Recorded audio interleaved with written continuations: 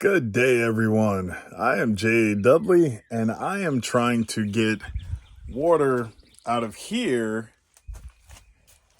into here with ease and consistency. So the current plan is I'm going to take this apart right here and see if I can reach in, grab the hose that the internal pump is going to, so that I can run a heated hose from the IBC tote that's here, connected through that hole right there.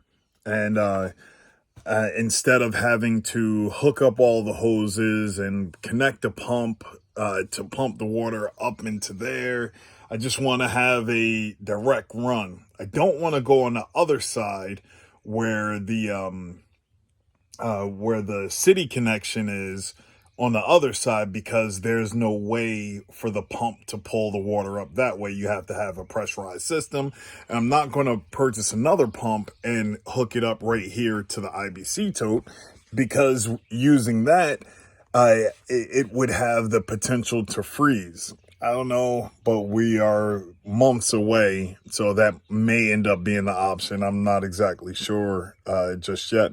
So I have a couple of different tools. I have a little blade here. I'm not going to use my sawg knives for this. I'm going to use this to cut the caulking and the gasket around that and see if I can reach in, find the hoses that I need to get to, and put all the connections right inside there, as opposed to disconnecting the breaker, because right here in this area, as you see, that's the vent for the stove. The stove sits right here, and then right here is the circuit breaker for the camper. So I would have to disconnect all of that stuff to potentially get to the back wall, but this might be inside the wall, where I still wouldn't be able to get to it, but I'm not exactly sure. So I'm going to try and go from the outside in as opposed to the inside out. Another thought that I had was I was going to drill straight down, but since this is a 4-season camper trailer, it's all these layers of insulation on the bottom that I would have to cut through and try and figure out. Don't want to go through all of that, mess up that insulation, even though I'm going to be putting skirting on around the entire camper trailer. Don't want critters and all other types of stuff climbing up in there like they did in the back of the camper. So I'm going to get started with this blade right here, cut around, see if I can get in, grab the hoses. If I can, I already had some connections, which I put them all in my pocket. Nope, not that one, not that one. Looking for it. Here we go. So, oh, and I dropped it. Almost hit Milk Dud with it. But I have this connection right here that will connect to the PEX. And with all those hot water heaters that I've gone through, have this connection here. This side will connect to a water hose, and this side will connect to that PEX connection right here. So those two will go together, and then this side will go to the water hose, and we'll be all set. So that is the current plan. Let's see if it'll actually work. Which button? Oh, over here. No, over here. Oh, my family's outside. Well, some of them. Here comes a little chunk running around. Milk Dud. Miss Lovely Dudley and her, those are not coveralls, those are overalls, right? Overalls, yep. With all the flowers and stuff in her muck boots. Yes, my chunk, that's what I'm about to show the people. I went to go get the hose from up top.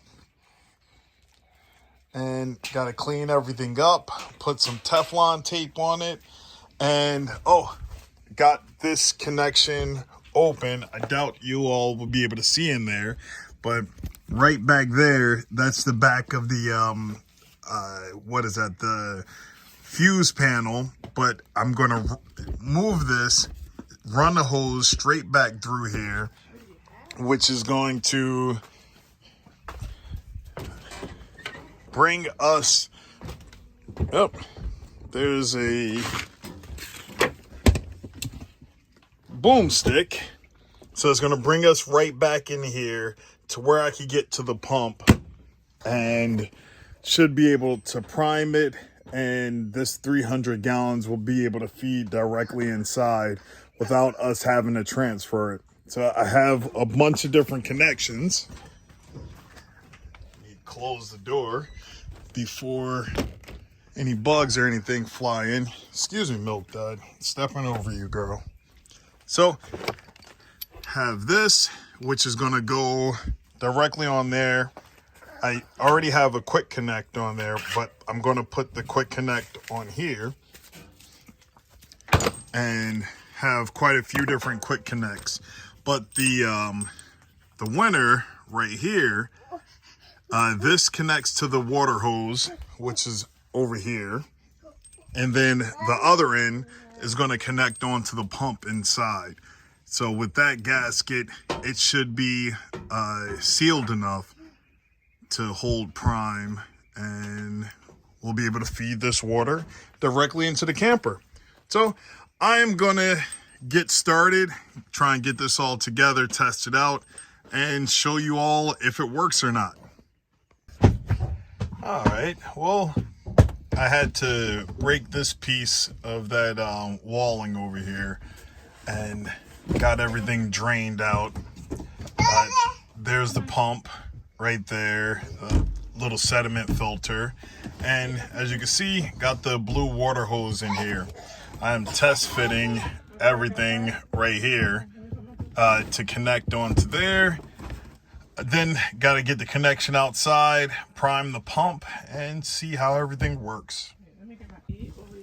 All right, well, have everything connected out here, and got the spigot connection, got the hose over here. My little chunk helped me put these rocks down over here so that we don't trip over the hose that I have going under here. It's coiled up a little bit, then going inside. Of course, I have to seal this up, but not yet. You gonna say hi to the people, my chunk? Awesome. And now I'm gonna go turn the pump on and see if we have any leaks. Oh, and I also have to turn the water on there. Let's do that first. So, water is going through the hose. Now there's Milk Dud chilling under the trailer. But, yes, now to go inside, turn the pump on. Excuse me, my chunk. And see if it will prime itself. Water pump didn't make a sound. That is odd. Maybe it's already primed. And you hear water trickling? Yeah. You hear it? I think it's leaking out from that quick connect. I got to change that out. We don't want any leaks because then we're going to lose a whole bunch of water. Got a lot of air coming through. I don't see any leaks down here. So far, so good. Trying to clear the air out of the hose and see if the pump can pull the water up. It's struggling, but trying. Come on, little pump.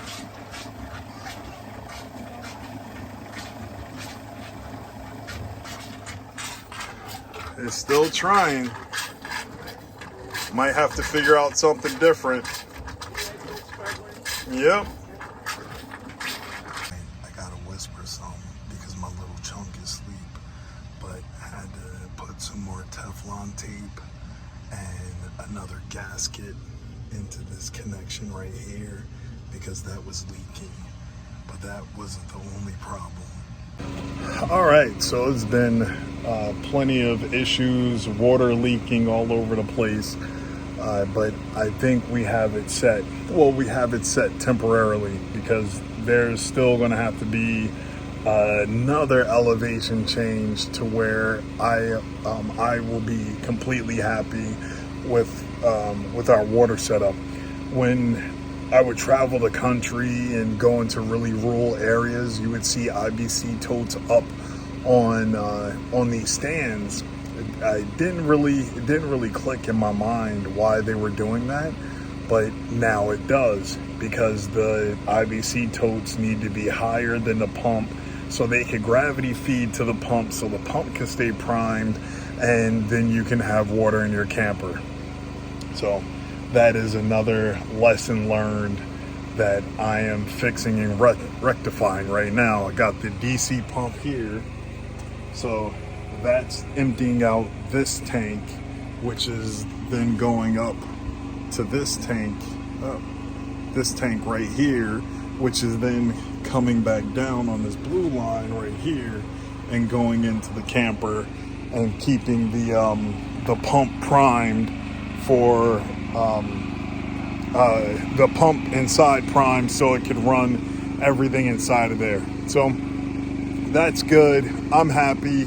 It's working. Have to figure out another place to put the IBC totes in a little bit higher, maybe back over there, but there's some trees that I have to get through, and carrying these IBC totes even empty is a bit of a headache. Might have to take the plastic out, carry the metal over there, get that set up, and then bring the plastic tote. So I'm thinking maybe somewhere right in here so the line can feed down, go under the carpet, up and in. And in the winter, that heated hose will be plugged in, keeping the water somewhat warm coming down the hill. Might even try and bury it.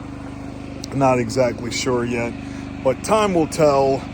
This is our Dudley Hillside Homestead and trying to figure everything out.